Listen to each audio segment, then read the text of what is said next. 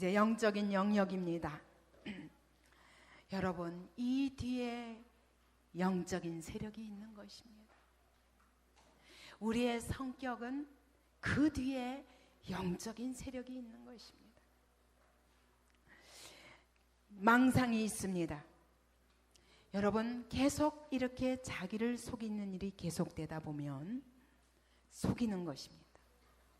왜냐하면 여러분, 가난하고 내가 정말 외롭고 슬프고 아프면 그냥 아픈 거 그냥 표시해야 됩니다. 근데 여러분, 이 아픈 것을 안 아프기 위해서 확 나가버리는 것이 반항의 성격. 아픈 것을 아픈 그대로 인정하지 않고 안 아프기 위해서 완전히 딴 방향으로 나가는 것입니다. 그래서 아픈 것을 무엇으로? 내 성격으로 강하게 보호해서 아픈 것을 막아보려 하는 것입니다. 이런 사람이 하나님을 의지할 수 있을까요? 여러분, 이런 상태에서 하나님을 의지할 수 있습니까? 아픈 게 낫지. 예수님은 말씀하십니다. 내가 차라리 속이는 것보다는 속임을 당하는 것이 낫지 아니하냐? 내가 빼앗는 것보다는 뺏기는 것이 낫지 아니하냐? 히브리서에 보면은 예수를 믿기 때문에 많은 기업을 빼앗기고 생명도 빼앗겨야 됐습니다. 그때 하나님이 하시는 말씀, 제게도 많은 빼앗기는 사건들이 있었습니다. 눈물을 흘리면서 하나님, 제가 복음을 전했고 내가 그렇게 사랑을 베풀었는데 어떻게 이렇게 배반할 수 있습니까? 심지어 저를 완전히 나쁜 사람으로 몰기도 하면서 그때 주님이 그렇게 말씀하시더라. 그 말씀, 얘야, 네가 뺏기는 게 낫겠니? 네가 뺏는 게 낫겠니? 빼앗기는 게 낫겠니? 생각해보니까 그래도 빼앗기는 게 낫죠. 그러면 감사해라. 빼앗긴 것에 대해서 감사해라. 여러분, 차라리 아픈 게 낫습니다. 안 아프기 위해서 이렇게 내가 나 자신을 보호하기 위해서 반항으로 가다 보니 하나님을 절대로 의지 않는 것입니다. 계속 자기가 자기를 보호하는 것입니다. 이 반항의 자리에 있는 사람은 절대로 하나님 앞에 정직하기가 어렵습니다. 그러니까 그 뒤에 누가, 어떤 세력이 더 강합니까? 이 사단의 세력이 더 강한 것입니다. 계속 이렇게 기만이 만성화되다 보면 완전히 망상에 빠집니다. 망상은 실제로 있지 않은 걸 자기가 생각을 통해서 이것이 사실이라고 믿게 되는 것입니다. 이제는 내가 절대로, 처음에는 내가 나를 강하게 하기 위해서 우월한 척하고 자만심을 가지고 내가 군림하고 조종하려 했는데 나중에는 여러분 그게 사실이 되어버리는 거예요. 내가 속임수로 시작했던 궤변이 사실이 되어버리는 것입니다. 내가 나를 변호하기 위해서 설명했던 그 거짓말들이 다 사실이 되어버리는 겁니다. 사실을, 거짓말을 사실로 믿게 됩니다. 이러니 여기에 거짓말쟁이가 누구예요? 요한복음 8장 44절에 보면 너희 아비는 마귀, 그는 거짓말쟁이에요. 거짓을 말할 때마다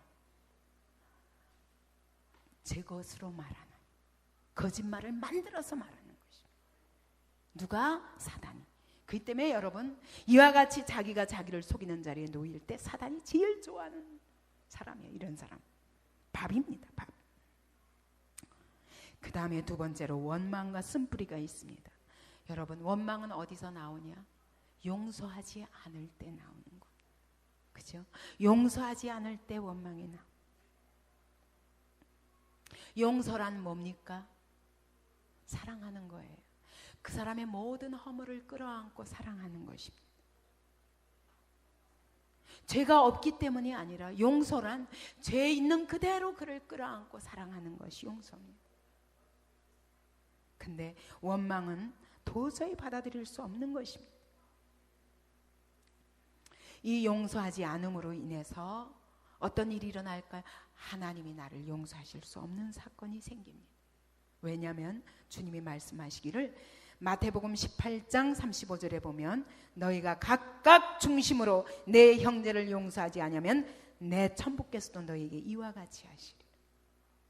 내가 다른 사람을 용서하지 않으면 예수님도 하나님도 우리를 용서하지 않으신다고 말씀하십니다. 여러분, 이렇게 용서하지 못한 것이 내 안에 큰 쓴뿌리가 되어서 계속 쓴뿌리가 뭡니까? 내 안에서 독이 흘러나가는 거예요. 용서하지 못하는 원망이 내 안에 있어가지고, 용서하지 못하는 마음이 있어가지고 여기서 계속 독이 흘러가는 거예요. 독이 흘러가서 어디로 번져갑니까? 다른 사람에게도, 옆에 사람에게도 다 번져가는 거예요. 다 쓰고 아파요. 다 싫어요. 그러니까 이 쓴뿌리를 가진 사람이 가면 다 더럽혀집니다. 모든 사람이 다 같이 아파집니다. 모든 사람이 혼란이 와요. 모든 사람이 골치 아파요. 이런 쓴뿌리를 가지고 살겠습니다. 그럴 수 없습니다. 우리 안에 이 쓴뿌리를 허락하면 이거는 얼마나 잘 자라는지 뭐야. 우리 집에 보니까 해마다 잡초를 뽑는데 해마다 잡초가 완전히 판을 치고 그래가지고 잔디를 다 먹어요. 이제 몇 해 하면 되는데 이 뿌리채 완전히 뽑기 전에는 다음에 또 나고 다음에 또 나는데 나중에 보면요, 이 잡초가 아주 끈질긴 줄기를 가지고 밑바닥을 흐르기 때문에 결국은 다 그 근처 나무를 먹어버립니다. 그것처럼 이 쓴뿌리가 안 보여요, 겉에서는. 근데 이 뿌리가 온 사방에 독초처럼 번져나가지고 전체를 다 죽여버립니다. 이게 쓴뿌리의 역할이에요. 그러니까 하나님의 교회 안에 이런 쓴뿌리를 가진 사람이 있으면 그 사람 주변에 전부 더럽혀집니다. 여러분, 이런 걸 다 뽑아버리십시다. 어떻게 하지 않을 때? 용서하지 않는 사람. 용서하지 않는 사람이 있을 때 이런 일. 처음에는요, 뽑는 게 쉬워요. 잡초 처음에는 뽑기가 쉽습니다. 근데 이거요, 뿌리를 깊게 내리고 나면요, 그 다음에는 곡괭이를 가지고 와서 파지 않으면 절대로 안 뽑아져요. 나중에는 이게 질긴 거 이거 그냥 뽑아내는데 그냥 뚝뚝 끊겨요. 차라리 끊길지언정 그 뿌리채 뽑아지지가 않습니다. 그래서 우리도 영의 뿌리가 깊이 뿌리 내려서 아무리 뽑아내려도 뽑아낼 수 없는 자리에 이르기 전에 여러분 조금 날 때 빨리 뽑아버려야 돼요. 그것이 바로 우리가 빨리 치유받고 새로워질 수 있는 길입니다. 세 번째로 비판입니다. 이 비판하는 태도는 늘 불만족이에요. 만족하는 적이 없어. 어떤 것도 만족할 수가 없어. 늘 어딘가 잘못된 것이 항상 있는 것입니다. 이 사람에게는. 그러니까 이런 사람에게 감사가 있겠습니까? 있을 수가 없어. 모자라면 모자라는 대로 감사해야 되는데 끊임없이 비판할 것이 항상 있습니다. 그러니까 감사가 없어지니까 여러분 어떻게 하죠? 나야말로 참 불행한 사람. 그래서 자기 연민에 빠지게 됩니다. 이런 사람들은 다른 사람을 끊임없이 무너뜨리는 거예요. 비판하는 영이 나 자신을 향해서 비판하고 점검하고 나를 고치고 새롭게 하고 이러면 좋겠는데 그게 아니라 끊임없이 다른 사람을 그렇게 만드는 것은 사실은 다른 사람을 이렇게 해서 죽이는 것입니다. 무서운 것입니다. 성경은 말씀합니다. 형제의 눈 속에 있는 티는 보고 내 눈 속에 있는 들보는 보지 못하느냐라고 말씀합니다. 내가 강한 자냐? 그러면 강한 자가 마땅히 연약한 자의 약점을 담당하고 자기를 기쁘게 하지 아니할 것이라 라고 말씀합니다. 정말 은혜 받아서 모든 것을 더 잘 분별할 수 있는 사람이라면 어떻게 해야 됩니까? 연약한 자들을 다 끌어안는 사람이 되어야 됩니다. 그게 강한 자예요. 이거는 이래서 잘못됐고 저건 저래서 잘못됐고 이런 사람이 강한 사람이 아닙니다. 사실은 자기가 약하기 때문에 끊임없이 자기를 강하게 표현하기 위해서 그런 것입니다. 여기서 이제 쉬십시다. 그리고 다른 사람을 권면하고 연약한 자를 끌어안는 성숙한 그리스도인이 되기 바랍니다. 지배욕과 소유욕, 끊임없이 불안정과 끊임없는 내가 없어서 받은 많은 상처들이 있기 때문에 항상 우위를 차지해서 내가 지배하는 자리에 놓이기를 원하고 내가 소유하고 다스리는 자리에 놓이기를 원하는 것입니다. 이 지배욕과 소유욕은 다른 사람을 묶어가지고 꼼짝 못하게 만듭니다. 하나님이 그 사람에게 주신 아주 아름다운 모든 아름다운 특성들을 절대로 발휘하지 못하게 꽉 묶어가지고 내가 소유하고 너는 내 것이다 하고 계속 그 사람을 조종하려 드는 것입니다. 이것은 하나님이 정말 안 기뻐하시는 겁니다. 왜냐하면 우리 하나님은 한 사람 한 사람 모든 정성을 다해서 우리가 다 잘못된 길로 갈지라도요 오셔서 설득하시는 하나님이지 이렇게 해 하고 로봇처럼 끌고 가시는 하나님이 아니에요. 선악과를 허락하시는 하나님, 우리에게 먹지 말라 말씀하시면서 왜? 우리의 자원하는 마음으로 주님을 신뢰하고 따르기를 원하시는 것입니다. 근데 지배욕과 소유욕이 얼마나 하나님이 사랑하시는 자녀들을 상하게 하는지 모릅니다. 여러분, 우리는 지배하는 대신 섬김으로 부름받은 사람들입니다.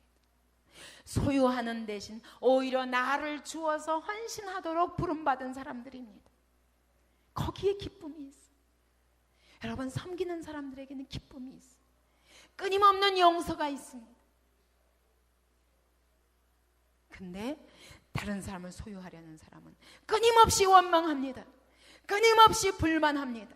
감사할 수가 없습니다. 사랑할 수가 없습니다.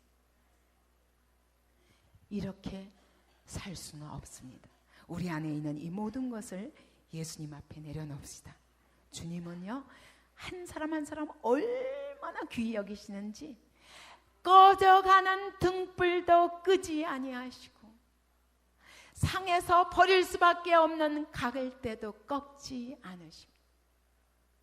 끝까지 살리시는, 하나님은 살리시는 분입니다. 내가 살리는 자리에 있을 때 하나님이 사랑하시는 자리에 있는 것이요, 하나님이 쓰시는 자리에 있는 것이요. 상한 갈대를 꺾지 마십시다. 꺼져가는 등불을 끄지 마십시다. 살려야 됩니다. 꺼져가는 사람도 살리는 사람이 되십시다. 예. 이것이 하나님의 사랑입니다. 조정이 있습니다. 이 조정은 웹스터 사전에 음흉한 간접적인 수단을 통해서 사람이나 사물을 지배하려는 시도라고 말합니다. 여기 덫을 놓는다는 의미가 있습니다. 유혹한다는 의미가 있습니다. 교묘하게 자기 정체를 드러내지 않으면서 은근슬쩍 상대방을 싹 조종해서 그래서 자기 것으로 만들고 자기가 마음대로 지배해서 부리려고 하는 성격을 조종이라고 말하는 것입니다. 이것이 이 반항의 벽돌 중에서도 가장 강한 성격이랍니다. 상대방을 갖가지 수단 방법을 해서 우월의식만 해도 남한테 보여요. 뻔해요.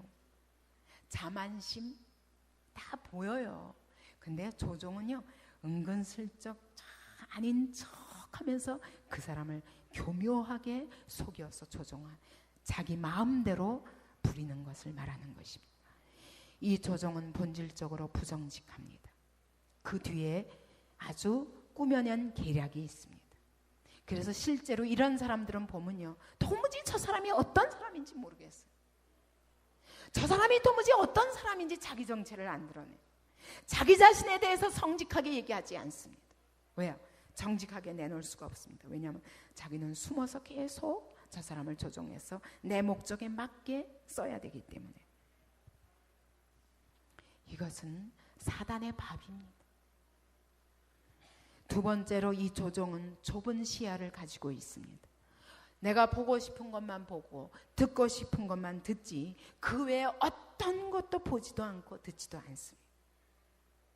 모든 목적이 나의 그 1차적인 이득에 있기 때문에 절대로 모든 사람을 그대로 있는 대로 다 받아들일 수가 없습니다. 그래서 다 정해져 있습니다. 이거 이상은 안 보기로, 안 듣기로 결정했습니다.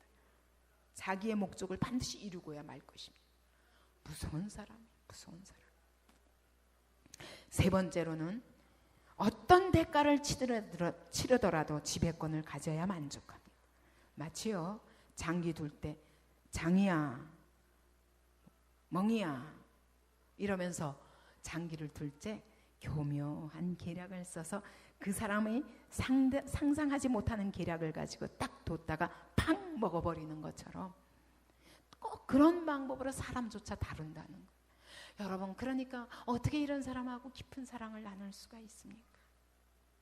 항상 상대방을 이용하고 내 목적대로 조종하려는 의도를 가지고 있으면 누가 그 사람을 가까이 가겠습니까? 외로운 사람 중에 외로운 사람인 것입니다. 이런 사람은요, 관계 속에서 나 외에는 누구도 믿지 않습니다. 누구도 신뢰하지 않습니다. 하나님을 만나야 그 하나님을 신뢰하는 그 속에서부터 이것이 회복되기 시작합니다. 하나님의 그 말할 수 없는 사랑으로, 하나님의 완전히 온전한 신뢰로 나를 망가지도록 하나님 앞에 내던질 수 있는 사람은 여러분 누구든지 믿을 수 있습니다. 왜냐? 내가 던질 때 하나님이 일하실 것이니까. 제가 돌아보면 참 위험한 일을 했더라고요. 제가 4년 동안 여름방학마다 그러고 무전여행을 다녔을 때 대학생이, 여학생이 참 위험한 일이었더라고요. 근데 하나님이 허락하셨던 것 같아요. 사실은 그때 처음으로 저에게 하나님이 위기 속에서 기가 막힌 방법으로 저에게 만나 주셨었습니다. 그 첫 번째 만남이었습니다. 그런데도 하나님의 말씀을 몰랐기 때문에 하나님이 나를 찾아오신 것인 줄을 몰랐어요. 그때 제가 죽을 둥 살 둥, 여러분 안 먹고 잠도 제대로 못 잤고 걷고 그렇게 한 달을 거의 지내고 어쩌다가 다른 집에 가서 얻어 먹으면 다행이고 이렇게 살았으니 제가 몇 킬로까지 가냐? 38킬로까지 갔었어. 완전 뼈밖에 안 남았어. 전 목숨을 걸었거든요.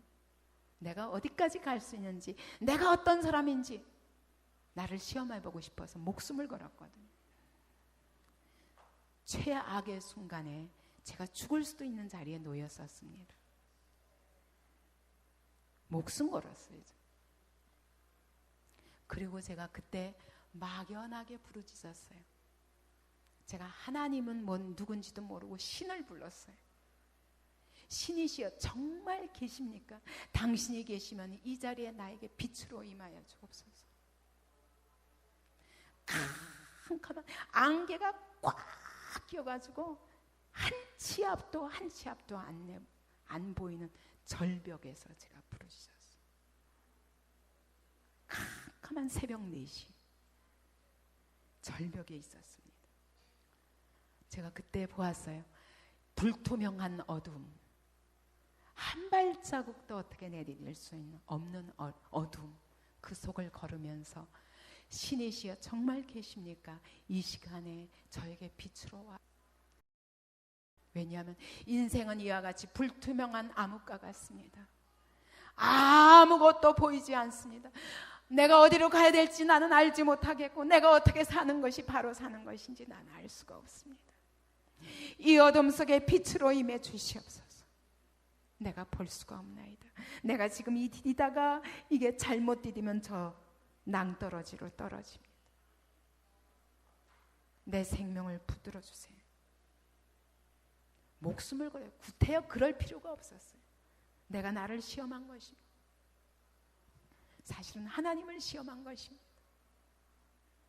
근데 하도 미련하니까 제가 너무 목마르게 찾으니까 여러분 그때 저는 잊을 수가 없어요. 그 불투명한 암흑 속에 갑자기 빛이 비치기 시작했습니다. 그 어둠이 걷히기 시작합니다. 안개가 걷히기 시작합니다. 그러더니 샛별이 나타나기 시작했어요. 너무 깜짝 놀랐어요. 그 캄캄한 밤에 새벽 4시 그 샛별을 보고 거기 따라갔습니다. 그리고 한참 따라가다 보니까 동이 텄습니다. 저는 그때 그 기억을 잊을 수가 없어요. 그래서 제가 주부 100일장에 그때는 예수 믿고 나서 제가 불신자들을 향해서 간증처럼 쓴 것입니다. 한여름밤의 꿈이라는 이름을 가지고. 인생은 이와 같이 불투명한 암흑과 같다. 나는 유리상자 속에 갇힌 사람과 같다. 무언가 보이는 것 같으나 나는 갇혀있다. 이 유리벽을 깰 수가 없다. 그러나 깨고 나와야 된다. 이 유리벽을 내 속에서 내가 스스로 나를 가둬놓은 이 유리벽에서 나를 건져내시기 위해서 우리 예수께서 오셨다. 예수님이 빛이시다. 진리의 빛이신 우리 주님을 간증했었습니다. 여러분, 캄캄한 어둠 속에서 이 주님이 나를 만나주시도록 여러분 가난한 마음으로 주님 앞에 나가시기 바랍니다. 여러분, 환난이 있습니까? 왜 두려워하십니까? 우리 주님이 살아계십니다. 그 환난 속에서, 그 캄캄한 어둠 속에서 여러분이 살아계신 주님을 만날 수 있습니다. 어두움 속에 있지 않았던 자가 어떻게 빛이 무엇인지 알 수 있습니까? 주님의 빛이, 그 캄캄한 속에서 비추는 주님의 빛이 무엇인지 어떻게 압니까? 모릅니다. 예, 어둠 속에 가봐야 정말 빛이 무엇인지, 이 세상의 어둠을 밝히는 빛이 무엇인지 알 수 있습니다. 여러분, 죽음이 뭔지를 알아야 그 죽음 속에서 살리시는 주님을 만날 수 있죠. 여러분, 한번 가보시지 않겠습니까? 죽는 자리까지. 그 자리에서 주님을 만나고 싶지 않습니까? 그러면 누구도 흔들 수 없는 사람이 됩니다. 누구도 흔들 수 없는 사람. 여러분, 죽기로 하고 달려드는 사람 누가 말려요? 사단도 못 이겨요. 그래서 무릇 자기 목숨을 얻고자 하는 자는 잃을 것이요, 무릇 나와 복음을 위하여 죽고자 하는 자가 살리라. 믿습니까? 죽고자 하는 자가 살리라. 목숨을 잃고자 하는 자가 얻으리라. 여러분, 잃고자 하세요. 죽고자 하세요. 왜 무서워하십니까? 부활의 주님이 계신데 뭘 무섭습니까? 죽음도 생명으로 바꾸시는 주님이 계신데 왜 무섭습니까? 여러분, 그렇게 주님 앞에 나갈 수 있기 바랍니다. 두려워하지 마세요. 어떤 어려움도 두려워할 필요 없습니다. 그것이 바로 부활의 주님을 만나는 놀라운 축복의 기회가 될 줄로 믿습니다. 마지막으로 십자가 사랑이 치유책입니다. 여러분, 십자가의 사랑은 주는 사랑입니다. 사랑은 주는 것입니다. 받는 것이 아닙니다. 받는 것이 뭐냐? 얻기 위해서 관계를 발전시켜 나가는 것이 조종입니다. 마치 사랑같이 보이죠. 그러나 여러분, 사랑을 가장한 사단의 괴계입니다. 상대방을 조종해서 내가 얻고자 하는 것이 바로 조종입니다. 이 조종의 반대가 사랑입니다. 사랑은 내 거 있는 그대로 다 주는 것입니다. 주기 위해서 관계를 발전시켜 나가는 것입니다. 계속 상대방에게 필요한 것을 계속 채워주는 자리에 놓이는 자가 행복한 자입니다. 그 사람이 살아계신 주님을 만날 것입니다. 하나님이 우리에게 받고자 하셨습니까? 하나님은 우리에게 뺏어가시는 분이십니까? 아닙니다. 그분은 주셨습니다. 하나님이 세상을 이처럼 사랑하사 독생자를 주셨습니다. 최고의 것을 주셨습니다. 저는요, 우리 아들들 내놓으라면 못 내놔요. 우리 주님은요, 거룩하신 하나님의 아들 하나밖에 없는 독생자를 우리를 위해서 십자가에 비참하게 못 박아 죽이셨습니다. 나 같은 죄인을 살리시고. 이것이 사랑입니다. 값없이 주시는 겁니다. 어떨 때 우리가 그분에게 충성할 때, 아닙니다. 우리가 원수로 행할 때, 우리가 아직 죄인 되었을 때, 우리가 하나님과 원수로 행할 때 그분은 우리를 다 주셨습니다. 그분이 우리를 소유하셨습니까? 아닙니다. 자기의 것을 다 희생하셨습니다. 이것이 하나님의 사랑입니다. 여러분, 결혼 왜 하셨습니까? 받기 위해 하셨죠? 그죠? 받기 위해 하셨죠? 아닙니까? 주기 위해 하셨습니까? 주고받고. 근데 주고받고가 내 계산대로 잘 되던가요? 안 되죠. 그래서 어쩌습니까? 괴롭죠. 왜냐하면 우리가 어느 정도 만족하는 겁니다. 근데 완전한 만족은 사람 사이에 있을 수 없어요. 그렇기 때문에 부부 사이에도 주님이 필요한 거예요. 그 주님 안에서만 완전한 사랑을 주고받을 수 있습니다. 주님 안에서만 서로 용서할 수 있습니다. 주님 안에서만 있는 그대로 받아들일 수 있습니다. 안 그러면 맨날 내가 속았다, 내가 속았지, 그때 눈이 멀었지 이래가면서 후회하는 거예요. 그죠? 우리 하나님은 그냥 값없이 다 주셨습니다. 사랑은 여기 있으니 우리가 하나님을 사랑한 것이 아니요 오직 하나님이 우리를 사랑하사 우리 죄를 위하여 화목제로 그 아들을 보내셨습니다. 여러분, 이 사랑 안에만 쉼이 있습니다. 이 거절의 다림줄을 끝까지 따라가면 맨 끝이 뭘까요? 자살입니다. 반항의 다림줄을 따라서 끝까지 가면 뭘까요? 타살입니다. 결국은 죽음을 봐야 죄는 끝나는 거예요. 죽음을 봐야 죄는 끝나는 거예요. 근데요, 죽어도 끝이 안 나더라고. 또 어떤 무당 할머니가 자기의 그 부정한 남편을 미워하는데 결혼도 안 하고 처녀인 자기를 통해서 아이를 넷이나 낳고도 두 집 살림을 한 거예요. 한 마을에 살면서. 그 남편에 대한 증오 어느 정도 가니까 이제는 돌아보지도 않았습니다. 너무 비참해진 거예요. 남편을 저주하는데 날마다 저 남편만 죽여주면 내가 뭐든지 시키는 대로 하겠다고 기도한 것입니다. 그렇게 기도하다가 어느 날 그 남편이 드디어 죽게 되었습니다. 귀신이 나타나서 말했습니다. 내가 내 남편을 아무 날 아무 시에 죽여줄 터인데 그러면 너 내 시키는 대로 할래? 예, 뭐든지 하겠습니다. 그래서 결국 그 남편은 죽었습니다. 그럼 내가 너한테 신으로 들어갈 테니 받아라. 아무 날 아무 시에 어디서 기다려라. 내가 너에게 신을 부어준다. 그래서 귀신을 받았습니다. 무당신을 받았습니다. 그리고 나서 이분이 무당이 되었습니다.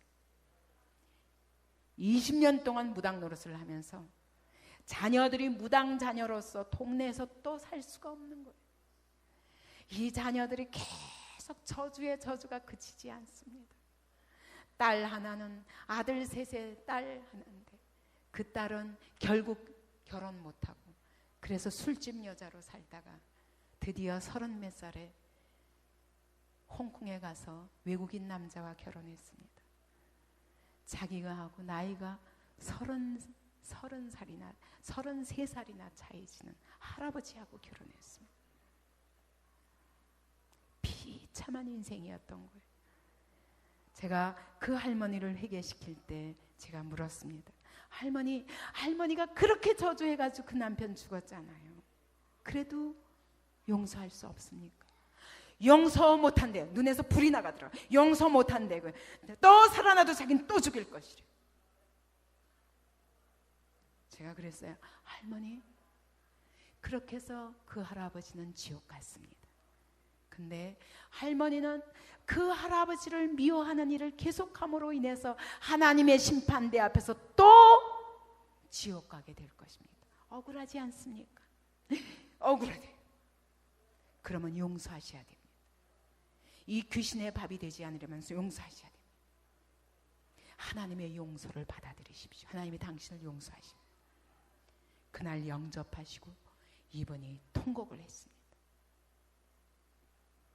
그 무당신이 완전히 그날 떠나갔습니다.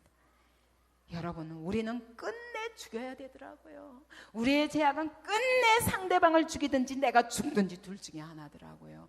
죄가 무서운 것입니다. 우리 안에 요만한 죄라도 있으면 끝내 상대방이 죽을 때까지 괴롭힙니다.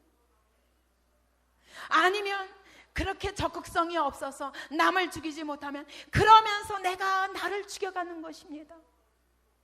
여러분, 이게 무서운 일이에요. 여러분, 이 거절의 다림줄과 반항의 다림줄을 따라 쭉 우리 자신을 살펴봤습니다.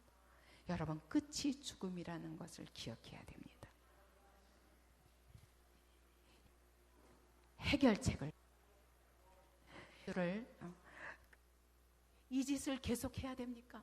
나를 죽이고 남을 죽이는 계속 이 일을 계속해야 됩니까? 실제로 죽이지 않는다 할지라도 계속 입술로, 말로, 행동으로 죽여가는 것입니다. 우리의 죄악들이 돌아다니면서 나도 죽이고 남도 죽여가는 것입니다. 이것이 죄의 정체입니다. 여기서 우리 주님이 해결의 길을 찾으셨습니다. 그것은 주님이 죽어주신 것입니다. 너도 죽지 않고 나도 죽지 않고 다른 사람을 죽이지도 말고 너 자신도 죽지 말고 내가 너를 위하여 죽었다. 네가 미워하는 이 사람을 위해서도 내가 죽었다. 주님이 십자가에 죽으심으로 모든 죄가 잠재워지는 것입니다. 이것이 죄가 끝나는 자리입니다. 여러분, 주님은 우리 누구도 죽지를 않기를 원하십니다. 죄인도 어떤 죄인이라도 그분이 대신 죽으시기로 결정하셨습니다. 하나님이 당신의 아들을 이 십자가에 못 박으심으로 이쪽에서 죽을 수밖에 없는 사람도 이쪽에서 죽임 당할 수밖에 없는 사람도 다 이 예수의 십자가 아래서 살리시고자 결정하셨습니다. 그것이 복음입니다. 여러분, 이제 쉬지 않겠습니까? 이제 이 자리에서 주님이 나를 대신해서 죽어주셨기 때문에 이렇게 고백하는 것입니다. 내가 그리스도와 함께 십자가에 못 박혔나니 이제는 내가 산 것이 아니요 오직 내 안에 그리스도께서 사신 것이라. 내가 이대로 거절의 다림줄을 따라가다가는 내가 나를 죽일 수밖에 없었는데 내가 죽지 않고 살고 그리고 그리스도와 함께 죽었다고 여기는 것입니다. 죽었다고 여기라는 것입니다. 너는 죽었다. 그리스도와 함께 죽었다. 너는 못 박혔다. 그러나 내가 다시 살렸다. 이제는 부활로 살아라. 내가 다른 사람 죽이지 않고는 이 분노가 끝이 나지 않는 그 자리에서, 죽임당할 그 자리에서 우리 주님이 너 대신 내가 죽었다. 네가 미워하는 그 대신 내가 죽었다. 이제 너의 모든 분노를 십자가 아래서 내려놓지 않겠니? 그도 예수 믿으면 그리스도와 함께 십자가에 못 박히면 그것이 모든 분노와 우리의 모든 상처와 아픔과 죄의 끝이 되는 것입니다. 여러분, 그리스도와 함께 죽지 않으시겠습니까? 이것이 최고의 평화입니다. 이것이 최고의 은혜요, 최고의 사랑인 것입니다. 믿습니까? 이제 아무도 미워하지 맙시다. 모든 사람을 용서하십시다. 왜? 주님이 내가 미워하는 그 사람을 대신해서 죽으셨기 때문입니다. 내가 나를 죽이고 싶을 만큼 내가 나를 용서할 수 없는데 주님이 나를 대신해서 죽으셨기 때문입니다. 이것이 모든 우리의 모든 고통의 끝입니다. 믿으십니까? 예.